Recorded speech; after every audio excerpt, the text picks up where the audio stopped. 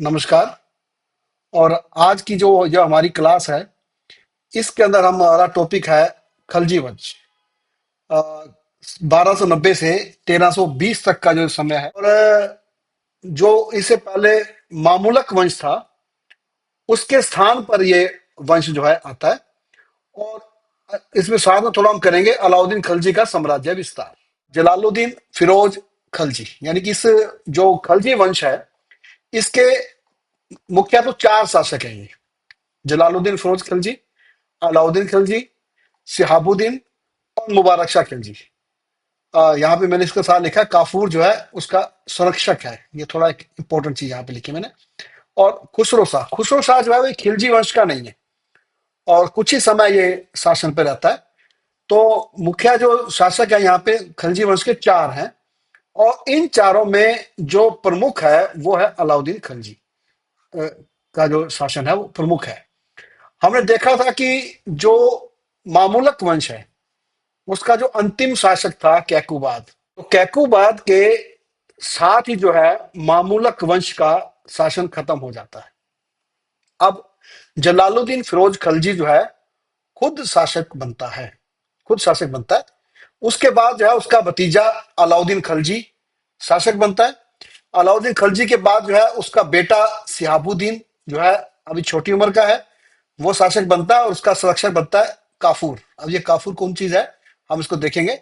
और उसके बाद मुबारक शाह खलजी शासक बनता है। तो ये तो थोड़ी समय के लिए शासक है सिहाबुद्दीन। मुबारक शाह खलजी जो है 4 साल के लिए शासक है। यानी कुल मिलाकर 3 शासक हुए। जलालुद्दीन फिरोज खलजी 6 साल के लिए, अलाउद्दीन खलजी जो है 20 साल के लिए, और मुबारक शाह खलजी जो है वो 4 साल के लिए शासक बनते हैं। अब इस दौरान जो है दिल्ली सल्तनत का प्रसार होता है।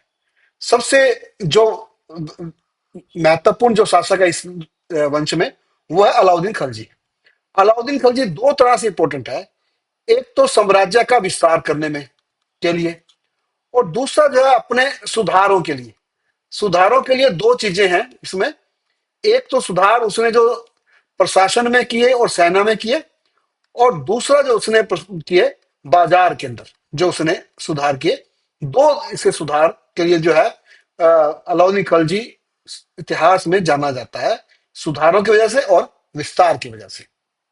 हम इसको थोड़ा डिटेल में करते हैं। जलालुद्दीन फिरोज खलजी। अब जब बलबन है, तो बलबन के समय में जलालुद्दीन जो फिरोज खलजी है, उसका महत्वपूर्ण सरदार है जलालुद्दीन खलजी। और उसका वफादार सरदार है ये।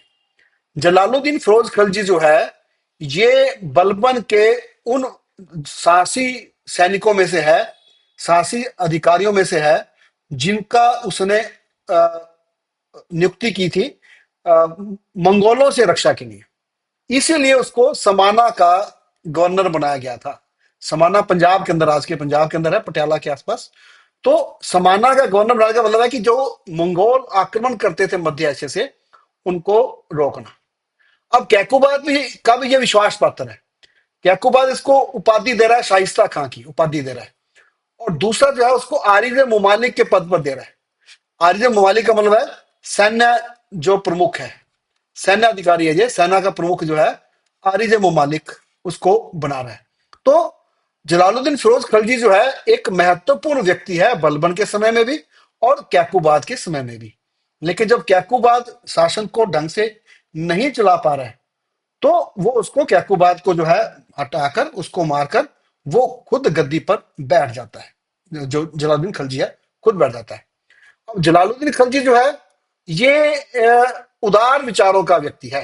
ये उदार नीतियां अपनाता है। अब जैसे उदार नीति है, इसने जैसे कैकुबाद को हटाया था, तो जब कैकुबाद के जो संबंधी हैं, रिश्तेदार हैं, या उसके जो सेनापति थे बलबन के, अब उसने उनके प्रति उदार नीति अपनाई, उनको हटाया नहीं।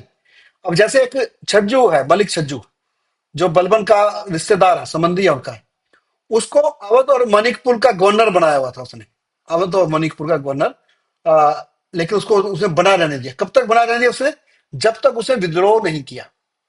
अब जब इसने विद्रोह किया, इसके विद्रोह को दबा दिया गया, और वहां पर इसने अपने भतीजे अलाउद्दीन खिलजी को वहां का गवर्नर बनाया।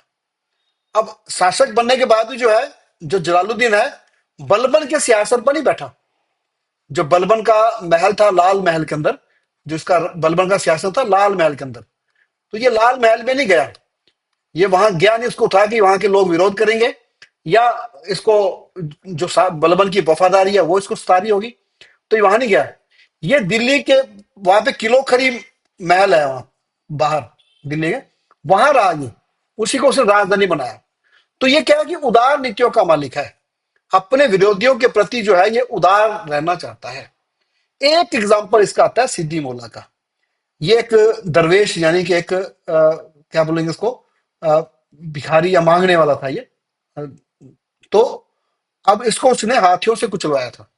अब दरवेश जो है एक धार्मिक व्यक्ति था, यानी कि सिद्दी मोला एक धार्मिक व्यक्ति था। और इसके और आरोप ये आया, ये जलालुद्दीन खलजी के खिलाफ जो है ये षड्यंत्र कर रहा था, राजनीति कर रहा था। इसीलिए इसको हाथियों से कुचलवाया गया कि जो दरवेश है उसका काम राजनीति करना नहीं है, उसका काम अ, धर्म का प्रचार करना है। अब जब वो धर्म का प्रचार की बजाय राजनीति करने लगा, तो उसको सजा देगी हाथियों से कुचलवाना। ये सजा दी जा रही है, उस समय हाथियों के पैरों के नीचे जो है दबाकर जो है कुचलवा कर लोगों को मार देना, ये उस समय ये चल रहा है। अब आप जलालुद्दीन फिरोज खलजी के एक और तो देखो, आप उसके जो चरित्र है उसका एक और पक्ष देखो। रणथंभौर अभियान चलाता है 1291 ईस्वी के अंदर, रणथंभौर। अब रणथंभौर राजपुताना का इलाका है, अ, आज के सवाई माधोपुर के पास का इलाका है ये। जलालुद्दीन फिरोज खलजी का जो एक और जो चरित्रिक उसका गुण जो है, क्या कि 1291 ईस्वी को उसने रणथंभौर अभियान शुरू किया। अब वो किले को जीतते बगैर ही वापिस आ गया। वो ये कहता था कि मैं मुसलमानों के सिर के जो है कि जो प्रत्येक बाल को रणथंभौर जैसे सैकड़ों किलो से मूल्यवान समझता हूं, क्योंकि युद्ध होगा तो लड़ाई होगी तो मृत्यु भी होगी, और उसमें अपने लोग भी मरेंगे, दूसरे भी मरेंगे। तो कहता है कि जो मुसलमानों के सिर है वो इंपॉर्टेंट है, रणथंभौर जैसे सैकड़ों किलो से।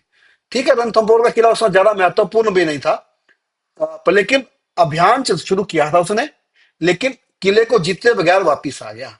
ये क्या दिखा रहा है उसके, उसका जो जो चरित्र की जो दृढ़ता है उसकी कमी को दिखा रहा है, कि वो एक दृढ़ चित्र का आदमी नहीं है। यहाँ पे जो उदार नीतियां वो भी इसलिए हो रही हैं उसकी, वो किसी के प्रति स्टेप नहीं उठा पा रहा है ढंग से। अब वो लाल महल नहीं जा पा रहा है सियासत में बैठने के लिए, और किलो खीरी से ही अपना शासन चला रहा है। जब उसको मौका लग रहा है तो हाथियों से कुचलवा भी रहा है। यानी कि ये जो उसकी नीतियां थी, ये उसके विरोध का कारण बनती है। विरोध का कारण ये बनती है कि जो अ, बलबन के दूसरे जो सेनापति थे, जो उसके वफादार सेनापति थे, या जो शासन पे अधिकार चाहते दूसरे लोग, उनको लग रहा था कि मौका अच्छा है, शासक जो है वो ज्यादा मजबूत नहीं है। अब इसने एक काम और क्या किया, इसने अपने भतीजे अली गुरशास्प जो है, अलाउद्दीन खलजी को जो है उसने मानिकपुर और कड़ा का गवर्नर नियुक्त किया था। मानिकपुर और कड़ा का, कड़ा को आज का जो हम मैप में कल बताया था मैंने आपका, आज का प्रयागराज, अ, या उससे पहले जो है इलाहाबाद जिसको हम बोल रहे हैं, इलाहाबाद का इलाका यूपी के अंदर, जहां पे गंगा और यमुना का, जहां पे गंगा और यमुना का मेल है। सिस्टम फाड़ देंगे। ये माइक बंद रखें। प्रयागराज यानी आज इलाहाबाद जो गंगा और यमुना का संगम का इलाका है, जहां पे दोनों मिल रहे हैं, यूपी के अंदर दोआब के लास्ट में इलाका। उसके बाद जो है वो कटिहार का इलाका शुरू होता है और अवध का इलाका शुरू होता है। तो उसका गवर्नर बना दिया। अब ये जो अलाउद्दीन खलजी है, ये एक महत्वाकांक्षी व्यक्ति है। ये उसका भतीजा भी है, उसका दामाद भी है, अलाउद्दीन खलजी का, जलालुद्दीन खलजी का। तो ये एक अब महत्वाकांक्षी शासक वो है। अब ये क्या करता है, ये 1293 ईस्वी के अंदर जो है भीलसा पर आक्रमण करता है। भीलसा जो है मालवा का इलाका है। अब ये हम आगे मैप करेंगे तो उसके अंदर मैं आपको फिर से बताऊंगा, ये वाला ये मालवा का इलाका है। और जब युद्ध होता था तो वहां से लूट होती थी। युद्ध में क्या है, युद्ध में जो है लूट होती थी, और लूट के अंदर जो है दिल्ली सल्तनत के अंदर एक चीज आप यहां देख लें, एक कर होता था खम्स। खम्स का कर होता था ये लूट का जो है उसका बंटवारा था। जब आक्रमण किया गया तो जो लूटा गया उसका बंटवारा होगा। बंटवारा कैसा होता था? सेना में और शासक में, दोनों में इसका बंटवारा होता था।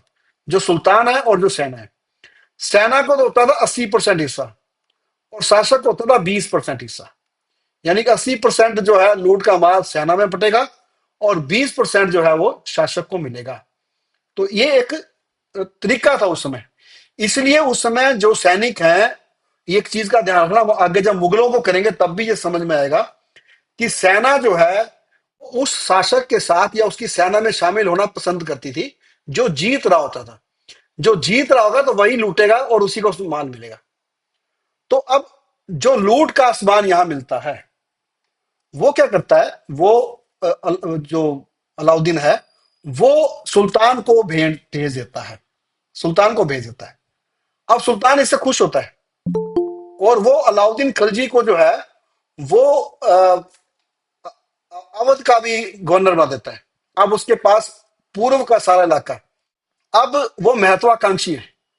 1295-96 के अंदर जो है वो सुल्तान की अनुमति के बिना, एक यहां पे एक चीज का ध्यान रखना, सुल्तान जलालुद्दीन है, उसकी अनुमति के बिना वो देवगिरी पर आक्रमण कर देता है। देवगिरी दक्षिण भारत पे आक्रमण कर देता है और अवध का जो शासन है वो अपने मित्र अलाउल मुल्क को सौंप जाता है।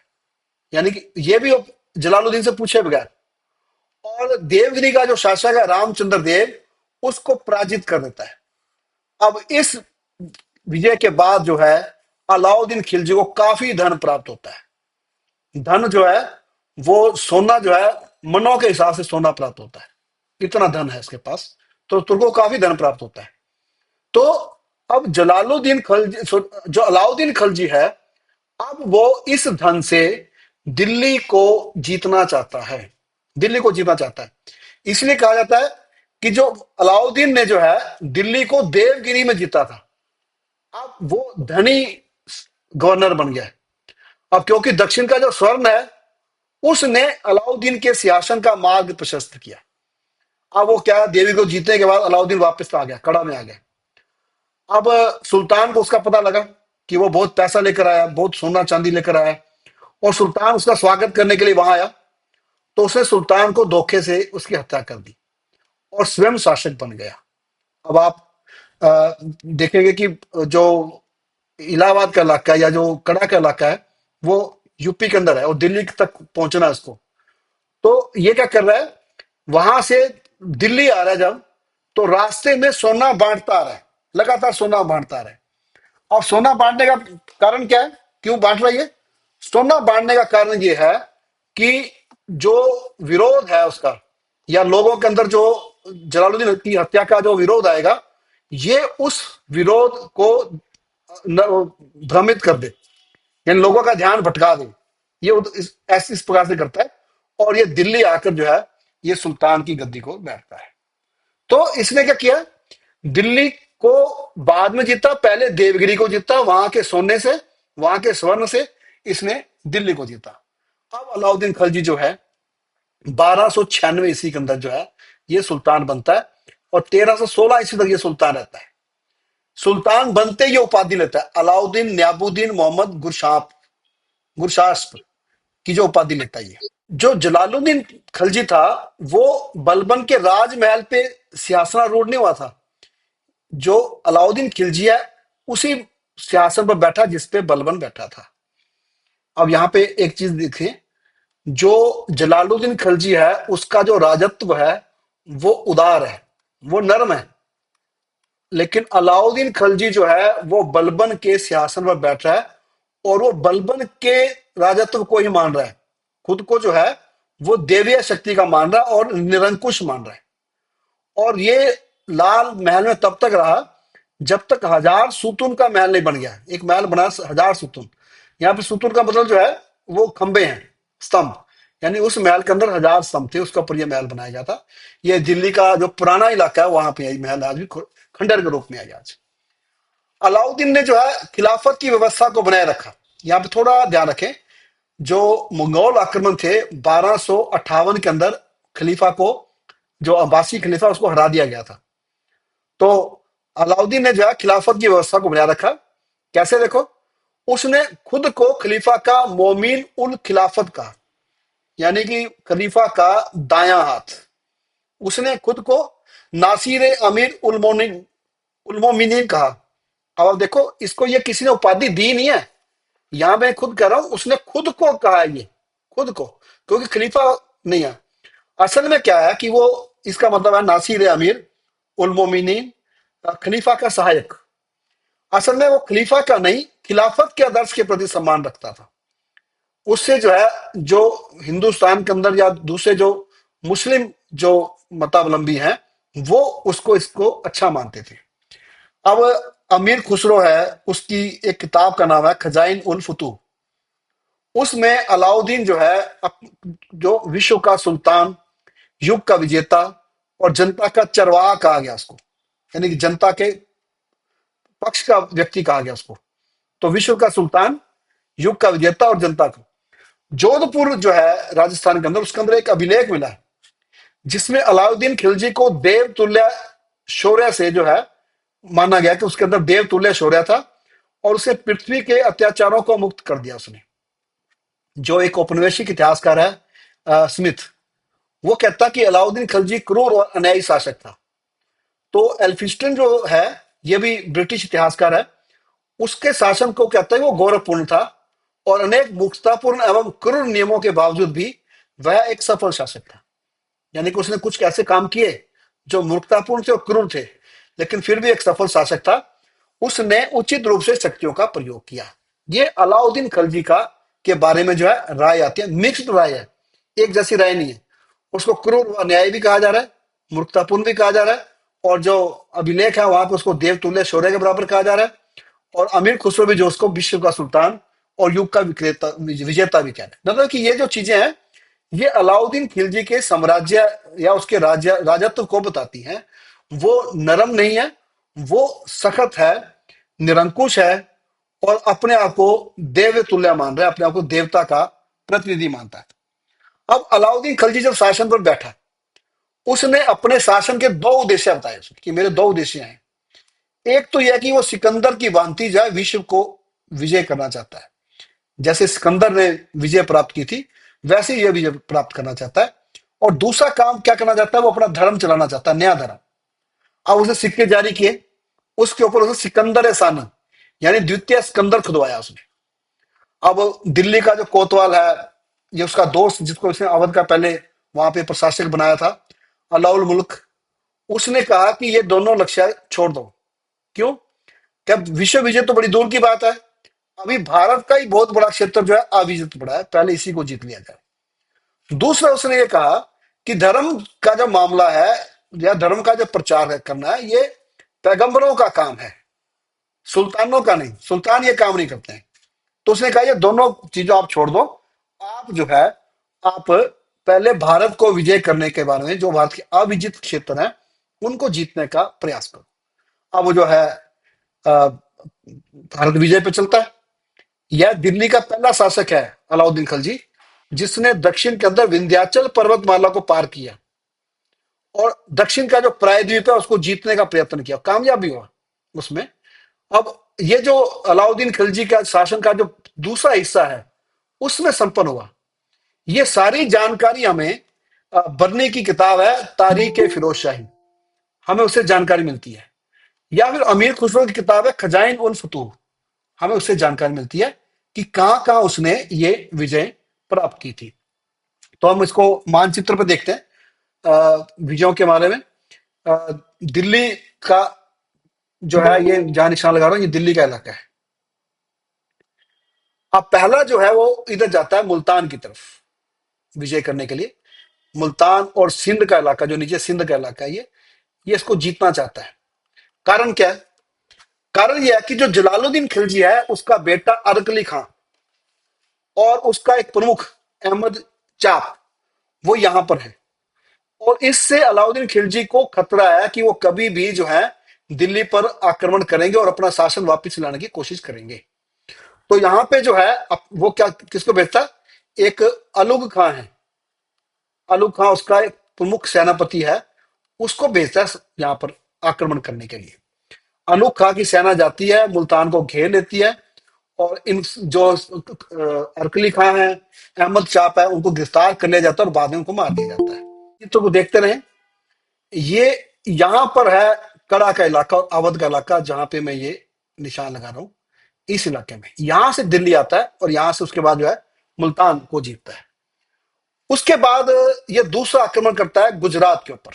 गुजरात गुजरात जो है उस दौरान, वैसे तो गुजरात हमेशा से ही व्यापार का प्रमुख केंद्र रहा है। प्रमुख केंद्र रहा है। ये खंबात की खाड़ी, जहां पे ये मेरा कर्सर घूम रहा है, खंबात की खाड़ी व्यापार का प्रमुख केंद्र थी। सूरत यहां पर है। सूरत जो है यहां पर है, और सूरत इंपॉर्टेंट जगह रही है। दूसरी चीज, जब दिल्ली सल्तनत यहां पर आ गई, तो दिल्ली से सूरत होकर और इधर मक्का जाना आसान है। अरब सागर से होते हुए इधर मक्का जाना आसान है। और इधर से अरब व्यापारी जो है घोड़ों का व्यापार करते थे इस इलाके में। और यहां पर अबिसीनिया से व्यापार दास भी आते थे बिकने के लिए। जो अफ्रीका का कंट्री अबिसीनिया, वहां से दास भी आते थे। यानी गुजरात एक व्यापार का प्रमुख केंद्र था। और यहां पर से जो सरकार है उसको कर भी बहुत मिलता था। तो ये गुजरात पर जो है आक्रमण करता है। अलोक खां जो इधर सिंध में था, इसको तो इधर से गुजरात पर आना है, अपना इधर से जैसलमेर होते हुए गुजरात आना है। और एक नुसरत खान जो को जो है इधर से भेजता है। यानी कि अब दो है यहाँ पर, एक अलूक खां और नुसरत खां जो है इनको यहाँ पर आक्रमण के लिए भेजता है। दोनों को, एक सिंध की तरफ से आएगा और दूसरा जो है वो इधर दिल्ली की ओर से जाएगा। तो दोनों जो है यहाँ पर आक्रमण करते हैं। गुजरात का जो उस समय जो शासक है, उसको ये रायकरण, रायकरण को ये जीतते हैं। रायकरण यहाँ से जो है इधर देवगिरी की तरफ चला जाता है, दक्षिण की ओर। यहाँ पर दो चीजें इंपॉर्टेंट है जो आती हैं। एक तो ये है कि यहाँ पर जो अलाउद्दीन खिलजी है, उसको एक दास मिलता है, और उसका नाम है मलिक काफूर। मलिक काफूर, इसको हजार दिनारी बोलते हैं, मलिक काफूर। ये ध्यान रखना इसको, ये मलिक काफूर नाम आगे हमारे को काफी आएगा जब दक्षिण की विजय आएगी। मलिक काफूर अब हजार दिनारी है ये। इसको भी दिल्ली भेजा जाता है, और यहां से खूब धन भी प्राप्त होता है, और व्यापार का केंद्र जो है वो इनके कब्जे में आ जाता है। इसके बाद जो है ये यहां से जब वापस जा रहे होते हैं, तो यहाँ पे जैसलमेर है जगह, यहाँ पर जैसलमेर। जैसलमेर का जो शासक है दूधा, और उसका सहयोगी है तिलक सिंह। दूधा और तिलक सिंह जो है वो क्या करते हैं, जो इसके सैनिक हैं उनके घोड़े चुरा लेते हैं ये यहाँ के। अब जो अलाउद्दीन की सेना है वो ये घोड़े वापस लेने के लिए जैसलमेर के ऊपर आक्रमण करती है और उसको जीत लेती है। अब जब यहां से वापस जा रहे हैं, तो यहां पर सवाई माधोपुर के पास इधर रणथंबोर है, जहां पे निशान लगा रहा हूं मैं, रणथंबोर का इलाका है। जब यहां से वापस जा रहे हैं, तो रणथंबोर के अंदर जो इसके जो सैनिक है कुछ, वो युद्ध का जो माल लूट कर जो है वो रणथंबोर के किले की ओर चले जाते हैं। अब इस वहां जो शासक है रणथंबोर का, हमीर देव, उसको कहा जाता है कि वो जो सैनिक आए हैं हमारा पैसा लेकर, जो लूट का माल है उसको लेकर, अब वो वापिस कर दो। हमीर देव उनको वापिस नहीं करता है। तो अब रणथंबोर के किले के ऊपर जो है वो आक्रमण होता है, इसके ऊपर आक्रमण होता है। अब इस आक्रमण के अंदर जो है हमीर देव की मृत्यु होती है। और यहां पर एक नई चीज आती है जो भारत में से पहले कभी नहीं है, वो है जौहर की प्रथा, जौहर व्रत। मतलब कि जब सेना को हरा दिया, यहाँ के राजा को, और वहां के पुरुष जो है सैनिक जो है वो मारे गए या वो भाग गए, तो वहां की जो महिलाएं हैं वो अपने आप को अग्नि के हवाले कर देती हैं।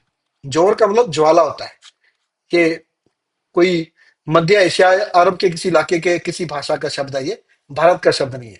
ये पहली बार हमारे को मिलता है। और ये घटना जो है जो रणथंबोर की 1301 ईस्वी में ये काम होता है।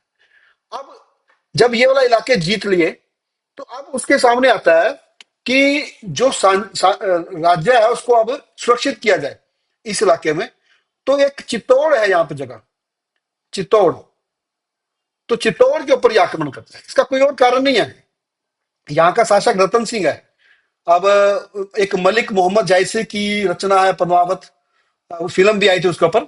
तो उसके अंदर ये कहानी है कि ये वहां जो रानी है उसके वजह से ये वहां पर आक्रमण करता है। लेकिन ये बहुत बाद की कहानी है। जो तत्कालीन जो सोर्सेज हैं हमारे को पास, चाहे वो बरनी का है, अमीर खुसरो का है, वहां पे हमें ऐसी कोई जानकारी नहीं मिलती। चित्तौड़ को वो जो है सिर्फ सामरिक महत्व से एक सेना की सुरक्षा के लिए वो जीतता है। तो ये क्या हो गया, चित्तौड़ के अंदर जो है वो अपने बेटे खिज्र खां को जो है वहां का गवर्नर बनाता है, और चित्तौड़ का नाम जो है खिजराबाद रख देता है। तो ये विजय जो है उत्तरी भारत की, ये इलाके की, ये करता है। देखो, पहली विजय जो है मुल्तान और सिंध की, वो तो अपने राज्य को सुरक्षित करने के लिए जलालुद्दीन के बेटे अरकली खां को हराने के लिए करता है। दूसरा गुजरात वो धन की लालसा में करता है, क्योंकि यहाँ पे घोड़े के व्यापारी और दूसरे जो व्यापारी केंद्र मजबूत है, खंभात का इलाका, इसको लूटता गया। वो वापसी जो है करता है जैसलमेर पर, वो जो लूट का माल है उसको लेकर चले जाते हैं वहां का राजा, तो उसको प्राप्त करने के लिए ऐसा रणथंभौर के साथ होता है, को जीतता है। और चित्तौड़ को जो है वो सामरिक महत्व की दृष्टि से जीतता है। तो ये तो उत्तरी भारत की स्थिति है। अब दक्षिणी भारत जिसकी हमने बात की थी अभी, विंध्याचल पर्वत, यहाँ पर जो है नर्मदा नदी इस प्रकार से, और इसके पास जो है विंध्याचल पर्वत है। ये सतपुड़ा और विंध्याचल के बीच में बहती है ये नर्मदा नदी। तो अब क्या है कि जो दिल्ली का सम्राट पहली बार कोई विंध्याचल पर्वत को पार करता है, पहली बार है। अब पहली बार कहां पहुंच रहे हैं ये, देवगिरी के अंदर। ये वाला इलाका देवगिरी का इलाका, विंध्याचल के बिल्कुल पार की तरफ। अब जो देवगिरी अभियान है, इसका नेतृत्व कर रहा है मलिक काफूर। मलिक काफूर इसका नेतृत्व करता है। अब इसके पीछे कारण है कुछ। एक तो यह है कि जो गुजरात का शासक रायकरण था, वो जो है वो इधर आ गया था, इस तरफ। और वो जो अपनी बेटी देवल देवी और पत्नी के साथ, कमला देवी के साथ था, तो यहां आता है। और रामचंद्र को जो है ये दोनों सौंपने के लिए कहा जाता है। तो जो राम रायकरण है वो तो कब्जे में नहीं आता, लेकिन उसकी बेटी जो है, उसकी पत्नी जो कब्जे में आ जाती है। तो कमला देवी से तो अलाउद्दीन खिलजी शादी करता है, और जो देवल देवी है वो खिजर खां के साथ उसकी शादी की जाती है। अब रामचंद्र जो है वो यहाँ पर हारता है और इसकी अधीनता स्वीकार कर लेता है। और यहाँ से फिर दोबारा से, ये वही इलाका है देवगिरी का, जो कड़ा से जो है, इस इलाके से अलाउद्दीन खिलजी ने यहाँ पर आक्रमण किया था जब वो कड़े का और अवध का गवर्नर था, इधर आया था। अब यहाँ से फिर बड़ा मात्रा में सोना प्राप्त होता है। और उसके बाद जो है अगला जो आक्रमण जो है वो वारंगल के ऊपर होता है, यहाँ पर तेलंगाना के अंदर है ये भी मलिक काफूर कर रहा है। ये देवगिरी का इलाका और ये वारंगल के ऊपर आक्रमण होता है। ये 1309 ईस्वी के अंदर है। अब वहां पे जो शासक है वो है प्रताप रुद्रदेव। अब ये किला भी जीत जाते हैं, वारंगल का इलाके को जीत जाते हैं, और यहां से भी खूब सोना चांदी जो है मलिक काफूर को प्राप्त होता है। और मलिक काफूर ये सारा पैसा जो प्राप्त हो रहा होता है दिल्ली भेजता रहता है, खुद आगे जाता रहता है, और जो धन प्राप्त होता है वो वापिस भेजता जाता है। इसके बाद जो है यहाँ पर होयसल शासक है, 1310 की बात है ये। यहाँ पर ये वीर बल्लाल द्वितीय है, उसके ऊपर आक्रमण करता है, और यहां से भी खूब धन प्राप्त होता है। और उसके बाद अगला जो इसका जो है वो है मावरा, ये मदुरा का इलाका है, यहाँ पर आक्रमण करता है, और यहां से वो खूब धन प्राप्त करता है। तो ये दक्षिण भारत का जो विजय अभियान मलिक काफूर करता है, अलाउद्दीन खिलजी इधर नहीं है। तो मलिक काफूर जो है देवगिरी, वारंगल, होयसल या द्वार समुद्र बोल रहे हैं इसको, और मदुरा का इलाका, इसको माबर भी बोल रहे हैं, यहां पर आक्रमण करके जो है दक्षिण भारत के राजाओं को जो है वो अलाउद्दीन की अधीनता स्वीकार करवाता है। ये दक्षिण का जो ये पार का इलाका ये बच जाता है। तो ये मानचित्र अगर हम देखेंगे तो ये जो नर्मदा नदी का इलाका है, और ऊपर का जो इलाका है इधर रावी नदी के पास तक का, और ये इलाका जो ऊपर का है ये अलाउद्दीन खिलजी के डायरेक्ट कब्जे में है। और जो दक्षिण का ये इलाका है जहां पे मैं डॉट्स लगा रहा हूं, ये वाला, ये अलाउद्दीन खिलजी के अधीन इलाका है। तो अलाउद्दीन खिलजी जो है एक बड़ा साम्राज्य स्थापित करने में जो है वो कामयाब होता है भारत के अंदर। और 1320 में, 1316 में सॉरी, अलाउद्दीन खिलजी की मृत्यु हो जाती है।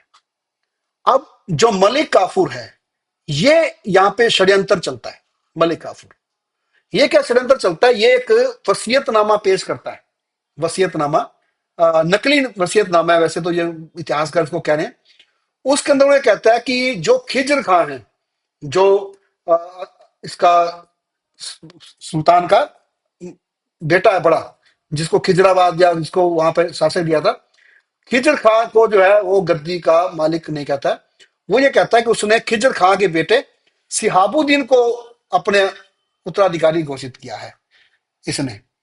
तो अब ये क्या करता है, सिहाबुद्दीन को गद्दी पर बैठाता है और खुद उसका संरक्षक बन जाता है, और खिजर खां की भी आंखें निकाल देता है, और दूसरा बेटा जो है एक सालदी, उसकी भी आंखें निकाल देता है। मुबारक शाह को जो है, ये जो हजार सुल्तान का महल है वहां पे बंदी बना देता है मलिक काफूर। ये काम चलता है 35 दिन, ज्यादा समय नहीं चलता है, 35 दिन काम चलता है।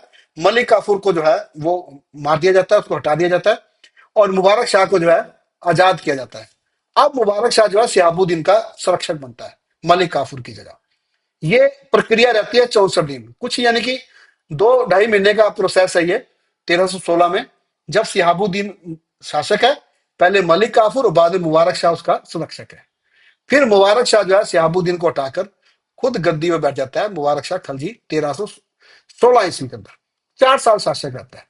कुछ इंपॉर्टेंट चीजें हैं मुबारक शाह के साथ जो आपको ध्यान रखनी है। एक तो यह है कि ये अ, खुद को खलीफा कह रहे हैं, खुद को खलीफा कह रहे हैं कि मैं खलीफा हूं। मतलब खलीफाओं से अनुमति लेना या उसका दायां हाथ बनना या उसका सहायक बनना की बजाय ये खुद को खलीफा कह रहा है, और ये उपाधि ले रहा है खलीफा उल लह। खलीफा उल लह इसकी उपाधि है मुबारक शाह खिलजी की। और ये एक नीति अपनाता है, राजत्व का सिद्धांत जो अलाउद्दीन खिलजी ने कड़ाई की बात की थी, निरंकुशता की बात की थी।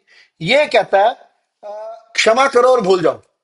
मतलब अगर किसी ने गलती की, कोई आक्रमण हुआ या कोई प्रशासनिक गलती हो, तो उसको क्षमा करो और भूल जाओ की नीति ये मुबारक शाह खलजी चलाता है। ये कुछ विजय भी प्राप्त करता है ये जो है। एक तो जो देवगिरी का शासक है, ये देवगिरी को फिर से जीतता है ये मुबारक शाह, और उसको अपने राज्य में मिला लेता है।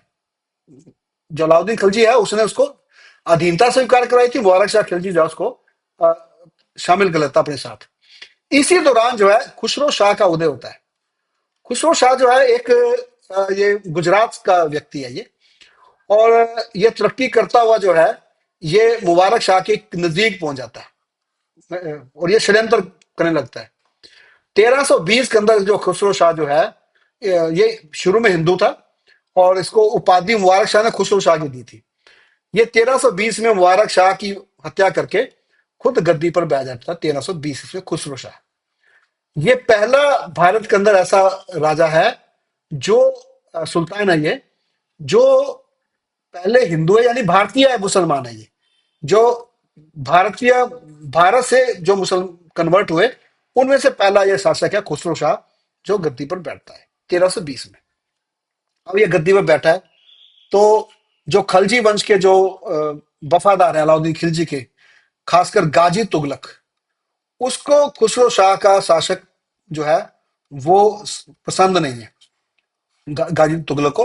वो 1320 में खुसरो शाह को हत्या करके खुद जो है उसके पर आक्रमण करता है, और खुद जो है शासक बन जाता है। तो एक नया वंश, कौन सा, तुगलक वंश सत्ता में आता है, जो 1320 ईस्वी से लेकर 1414 ईस्वी तक शासन करता है। लगभग 94 साल, लंबा साल है इसका, ये शासन करता है। ये हम करेंगे अभी बाद में।